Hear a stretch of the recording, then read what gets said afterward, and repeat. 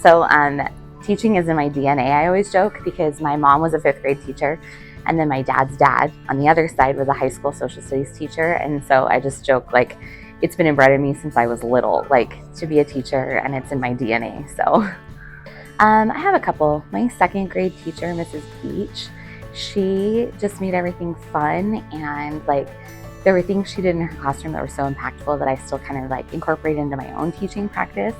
And then I had a high school math teacher, Mr. Frisch, and he was the first person to ever like say out loud, "I love math." And all of a sudden I had this realization, like, you can love math? That's a thing? Like, I think I love math. And so I'd say those are 2 of the big ones. I think a teacher has to have a passion for the job. I think the teacher has to have, I think structure is really important. I think I've seen a lot of my kids thrive under a really structured classroom. I think a healthy sense of humor is a big one, because every day is different. Like, you never know what's coming your way, but you have to be able to laugh about it.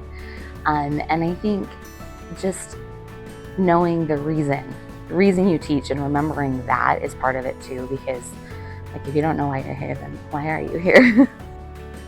One of the things I really think is important in teaching is choice. I think choice is a really big motivator for kids. So anytime you can provide the opportunity for choice, I feel like you can kind of get the in and maybe find that spark within the kids, because they feel like they have a little bit of ownership of their learning. I love my job, and it's a joy to come to work every day, and I really like what I do. I like my students, I like my school, I like the community I teach in.